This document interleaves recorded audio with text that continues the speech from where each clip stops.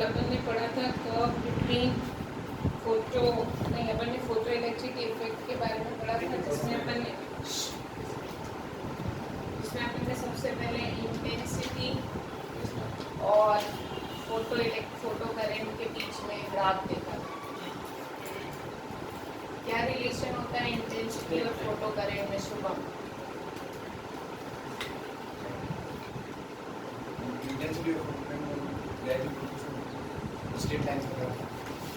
Intensity और current में direct relation होता है। इंटेंसिटी बढ़ती है, करंट भी बढ़ता है। इंटेंसिटी बढ़ने से नंबर ऑफ इजेक्टेड इलेक्ट्रॉन पर सेकेंड बढ़ते हैं। फिर कल मैंने तुम लोगों को ग्राफ बताया था between potential and photo current, anode potential और फोटो करंट के बीच में, जिसमें मैंने तुम लोगों को बताया था कि पॉजिटिव पोटेंशियल बढ़ाने से करंट थोड़ी देर बढ़ने के बाद सैचुरेट हो जाता है, और एनोड प्लेट को अपन ने पोटेंशियल डिवाइडर पे लगाया था, याद करो। एक एनोड था, जब अपन इसको इस तरफ ले गए थे तब ये बढ़ रहा था। जब मैंने इसको नेगेटिव साइड बढ़ाया तो करंट कम होने लगा, और एक पर्टिकुलर रिटार्डिंग पोटेंशियल पे फोटो करंट की वैल्यू 0 हो गई थी, और इसी को अपन बोलते थे कट ऑफ या फिर स्टॉपिंग पोटेंशियल। कल बताया। और मैंने ये भी बताया था कि इंटेंसिटी बढ़ने से आई सैचुरेशन की वैल्यू तो बढ़ जाती है, लेकिन स्टॉपिंग पोटेंशियल से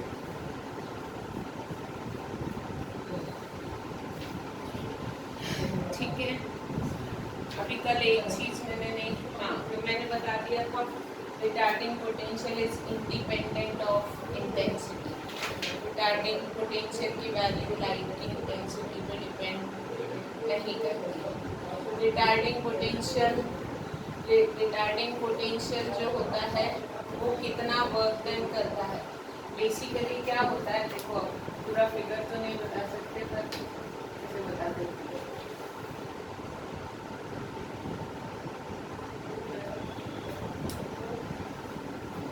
ये अपना ऐसा डायग्राम था, यहाँ पे एमीटर लगा था, ये एनोड था, ये कैथोड था, यहाँ से अल्ट्रावायलेट रेज आ रही थी और यहाँ से इलेक्ट्रॉन आ रहे थे, और ये कनेक्टेड था हाई टेंशन बैटरी से, और यहाँ पे की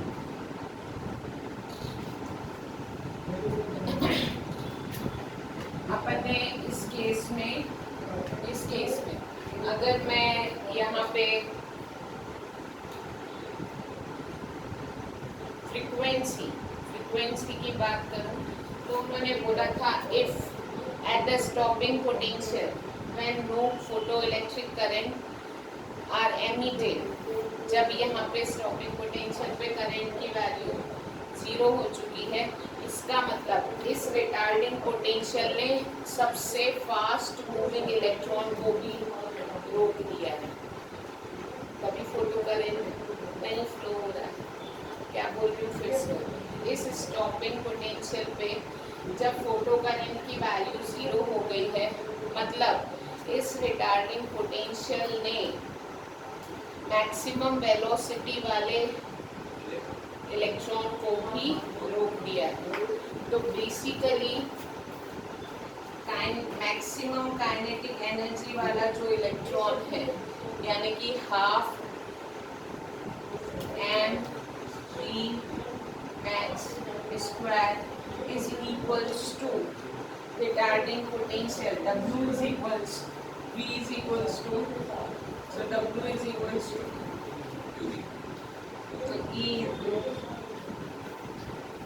मतलब जो रिटार्डिंग पोटेंशियल की एनर्जी है वो किसके इक्विवेलेंट होगी, मैक्सिमम वेलोसिटी के इलेक्ट्रॉन के बराबर। रिटार्डिंग पोटेंशियल ने अपनी पूरी क्षमता से मैक्सिमम वेलोसिटी वाले इलेक्ट्रॉन को रोका है। यहाँ पे जब इलेक्ट्रॉन एमिट होते हैं ना, तो 0 से लेकर मैक्सिमम वेलोसिटी तक के इलेक्ट्रॉन होते हैं। हर इलेक्ट्रॉन की वेलोसिटी अलग अलग है, सारे इलेक्ट्रॉन एक ही वेलोसिटी से ट्रैवल नहीं करते। इसलिए उन्होंने बोला है कि for a given frequency of incident radiation photo current emitted, एक गिवन फ्रीक्वेंसी का सिग्नल आ रहा है तो वो जरूरी नहीं होता कि एक ही वेलोसिटी से सारे इलेक्ट्रॉन चलते हैं, 0 से मैक्सिमम वेलोसिटी तक चलते हैं। तो जो रिटार्डिंग पोटेंशियल का वर्क डन है वो होता है maximum kinetic energy of electron के बराबर, याद रखना है। आगे बात समझ में ये फॉर्मूला याद रखेंगे। अब हम देखेंगे effect of frequency on retarding potential.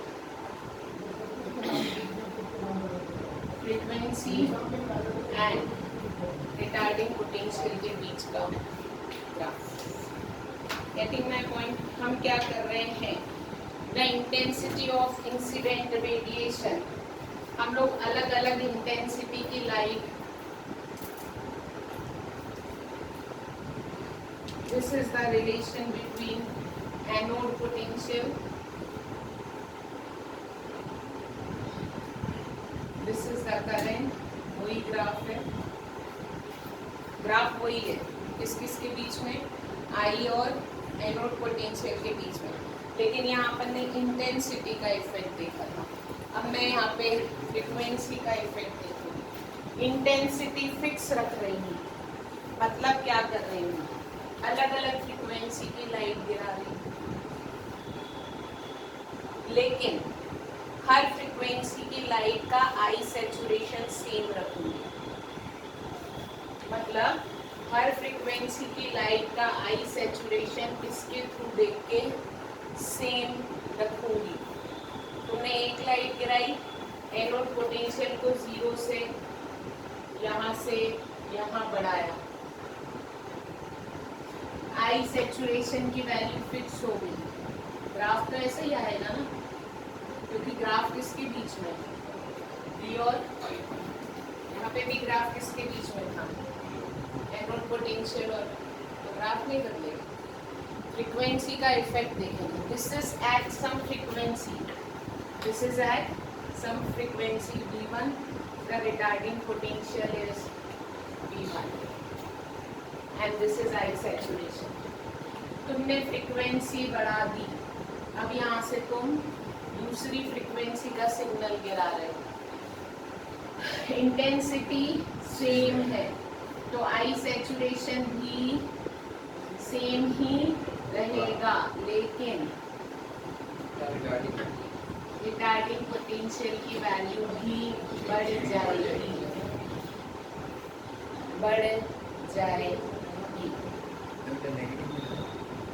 बढ़ी रहा है, रिटार्डिंग पोटेंशियल की वैल्यू बढ़ जाएगी। मतलब तुमको पहले एनोड यहाँ था तो करंट 0 मिल रहा था, दूसरे केस में एनोड यहाँ होगा तब करंट 0 आई बात समझ में? This is the relation between anode potential and frequency. This is the relation between anode potential and intensity. आई बात समझ में? Intensity is, अब याद रख लो, देखो बिल्कुल सिंपल चीज है, दिमाग में बैठ गई तो। Intensity is number of electron ejected per second। यहाँ पे थे, यहाँ पे भी नंबर ऑफ इलेक्ट्रॉन इजेक्टेड पर सेकेंड सेम है, intensity fix.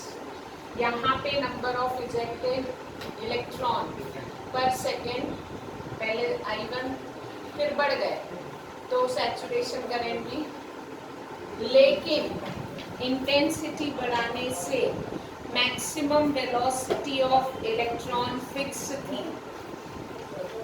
V0 is the retarding potential to maintain the velocity of maximum velocity of the electron। तुमने यहाँ पे एक फिक्स फ्रीक्वेंसी का सिग्नल दिया, अलग अलग इंटेंसिटी का, इंटेंसिटी अलग अलग करी, मतलब पहले इलेक्ट्रॉन 8 थे अब 15 हो गए, लेकिन मैक्सिमम वेलोसिटी सेम थी इस केस में। मतलब 8 जो इलेक्ट्रॉन थे उसमें से भी जो मैक्सिमम वेलोसिटी का इलेक्ट्रॉन था वो 5 थी, और 15 में से भी मैक्सिमम वेलोसिटी 5 ही थी, इसलिए रिटार्डिंग पोटेंशियल सेम था। आई बात समझ में? यहाँ पे फ्रीक्वेंसी बढ़ाने से नंबर ऑफ इजेक्टेड इलेक्ट्रॉन दोनों केस में पर सेकेंड 8 ही थे, लेकिन पहले केस में जब फ्रीक्वेंसी कम थी तब मैक्सिमम काइनेटिक एनर्जी 5 थी, दूसरे केस में बढ़ गई, इसलिए रिटार्डिंग पोटेंशियल भी। तो फ्रीक्वेंसी बढ़ाने से वेलोसिटी इफेक्ट होती है। क्या इफेक्ट होती है? एनर्जी। फ्रीक्वेंसी बढ़ाने से एनर्जी, देखो सिंपल है, फ्रीक्वेंसी बढ़ाने से एनर्जी बढ़ती है। अब मैं तुमको पहले ही बता देती हूँ होता क्या है, या हालांकि अभी बढ़ाऊंगी। तुमने एक फ्रीक्वेंसी का सिग्नल गिराया, उसमें से कुछ एनर्जी तो इलेक्ट्रॉन सरफेस से बाहर आने में लगा देता है और बचे हुए एनर्जी से मूव करता है। यस और नो? अब यदि तुमने हाई फ्रीक्वेंसी सिग्नल गिराया तो ऑब्वियसली उसके पास ज़्यादा एनर्जी आएगी, तो ज़्यादा काइनेटिक एनर्जी बनेगी। तो frequency is the function of energy, where as intensity is the function of number of electrons ejected per second. Getting my point? इसलिए फ्रीक्वेंसी बढ़ाने से, यहाँ पे फ्रीक्वेंसी बढ़ाने से वेलोसिटी बढ़ी थी, इसलिए रिटार्डिंग पोटेंशियल को रोकने की ताकत भी बढ़ गई। आई बात समझ? दोनों केस में 8 इलेक्ट्रॉन को ही रोकना था, लेकिन एक में वेलोसिटी यानी 8वें इलेक्ट्रॉन किसी एक की ज़्यादा थी, इसलिए रिटार्डिंग पोटेंशियल की वैल्यू ज़्यादा हुई। सिंपल। ये 3 ग्राफ बाय हार्ट लर्न हो जाना चाहिए। अब उन्होंने यही वेरिएशन फ्रीक्वेंसी, और तो तुमको यहाँ से समझ में आ गया फ्रीक्वेंसी बढ़ाने से रिटार्डिंग पोटेंशियल बढ़ता है। This is F2 is greater than, frequency बढ़ाने से रिटार्डिंग पोटेंशियल बढ़ता है, इंटेंसिटी बढ़ाने से सैचुरेशन करंट बढ़ता है। ठीक है? अब मैं तुम्हारा ग्राफ बना रही हूँ, किसके बीच में? फ्रीक्वेंसी और retarding potential, linear relationship. Frequency बढ़ी तो रिटार्डिंग पोटेंशियल भी linear relation, straight line graph आएगा। लेकिन ये ग्राफ अपन बना रहे हैं for some metal A and for some other metal B, 2 metal. अपन 0 फ्रीक्वेंसी पे कोई इलेक्ट्रॉन एमिट होगा ये तो होता ही नहीं। You have to give some frequency signal. After that अगर तुमने उस पर्टिकुलर फ्रीक्वेंसी से ज़्यादा फ्रीक्वेंसी करी तो रिटार्डिंग पोटेंशियल भी for metal A, this you call as threshold frequency. जब तक अगर तुम्हारी वैल्यू इस फ्रीक्वेंसी से नीचे रही तो इलेक्ट्रॉन ही नहीं निकलेगा सरफेस से। रिटार्डिंग पोटेंशियल से रोकोगे किसको? फॉर मेटल B ये थ्रेशोल्ड फ्रीक्वेंसी कुछ और हो सकती है।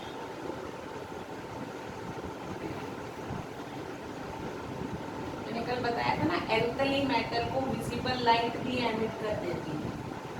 तो मान लो ये एल्कली मेटल का सरफेस है, इस पे तुमने विजिबल लाइट गिराई, विजिबल लाइट की फ्रीक्वेंसी कम होती है, उससे इलेक्ट्रॉन एमिट हो जाएगा। लेकिन अगर तुमने यहाँ जिंक लिया है तो उसके लिए तुमको अल्ट्रावायलेट रेड्स चाहिए, उसकी फ्रीक्वेंसी विजिबल लाइट से ज़्यादा होती है। तो this B is for zinc metal. Getting my point? ये जो मिनिमम फ्रीक्वेंसी होती है जिसके पहले इलेक्ट्रॉन एमिट नहीं होता, इस फ्रीक्वेंसी को अपन क्या कहते हैं? Threshold frequency. अगली बात समझो, 5 मिनट और पढ़ा दूँ या छोड़? ठीक है, तो देखो उनने बोला है stopping potential increases with increase in frequency. First conclusion, direct relationship है ना ये ग्राफ।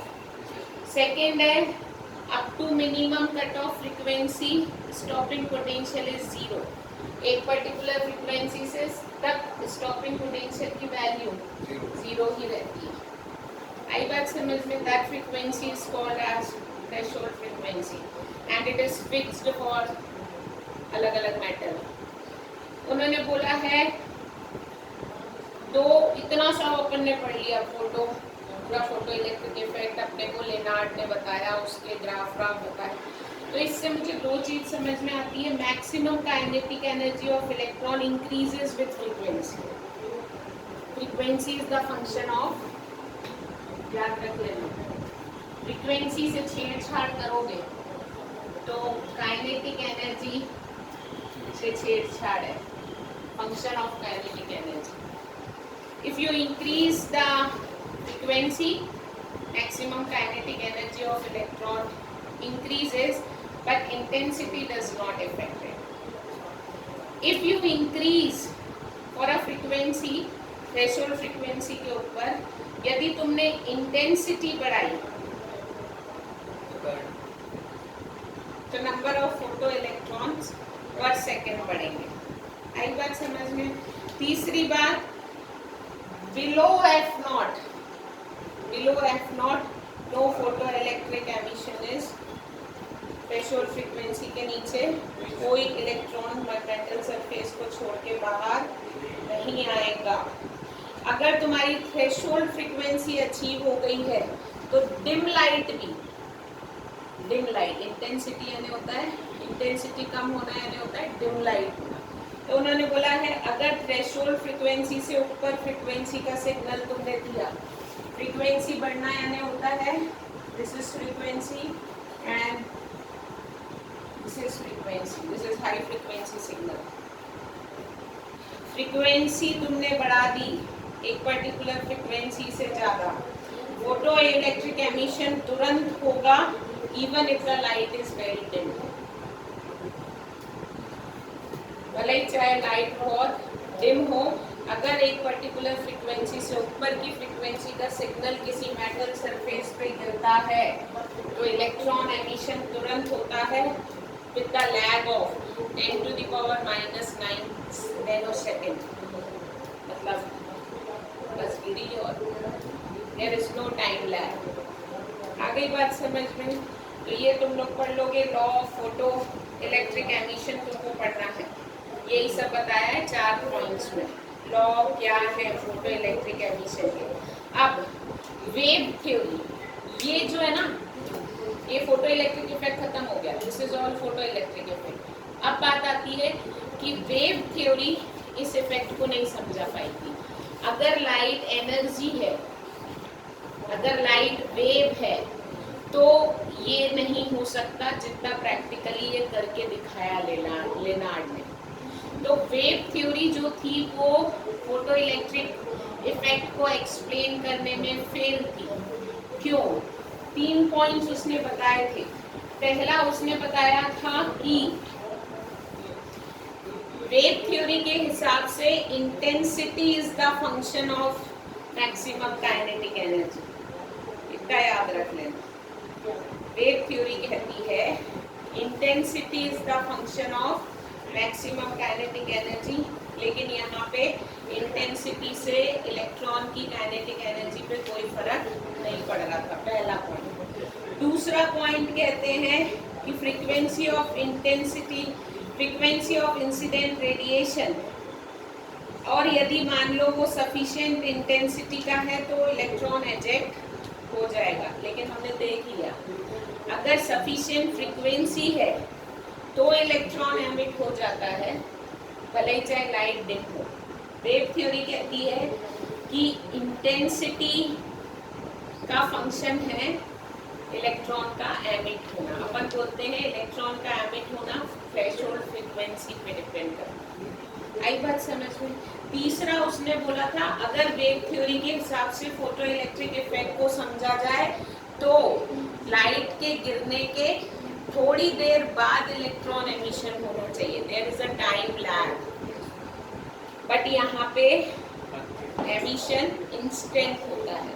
तो ये तीनों पॉइंट्स के कारण wave theory photo electric effect को समझा नहीं पाई थी, इसलिए आइंस्टाइन ने, लेनार्ड ने ये बताया, आइंस्टाइन ने बोला था कि जब भी इलेक्ट्रोमैग्नेटिक रेडिएशन किसी मैटर से, मास वाली चीज से इंटरफेयर करती है, when any electromagnetic waves touches any surface, it behave as a particle. Radiation होती है, वेव थ्योरी फिर बाकी फिनोमेना भी तो करती है, डायफ्रैक्शन, इंटरफेरेंस, तो वेव थ्योरी गलत थोड़ी है। फिर उसने, आइंस्टाइन ने बताया था कि whenever electromagnetic waves touches any surface, it changes its behavior and it start behaving like particle. And photoelectric effect can be explained on the basis of its particle nature by Einstein. Einstein ने particle nature के through ये पूरा फिर से समझाया था, जो मैं कल की क्लास में बताऊंगी। ठीक है, तो बेसिकली ना ये चैप्टर इतना ही है, मतलब यही चीज अपन दोबारा पढ़ेंगे आइंस्टाइन के मुंह से। अभी अपन ने ये चीज पढ़ी है लेनार्ड ने पार्टिकल वार्टिकल कुछ नहीं देखा था, उसको कोई मतलब नहीं था लाइट वेव है कि लाइट पार्टिकल है, उसने तो ये बिहेवियर देखा था कि लाइट ऐसे ऐसे गिरती है, उसकी फ्रीक्वेंसी कम करते हैं, एम्पलीट्यूड ज्यादा करते हैं, तो ऐसा कुछ होता है। इसको समझाया आइंस्टाइन ने था कि ऐसा क्यों होता है। आई बात समझ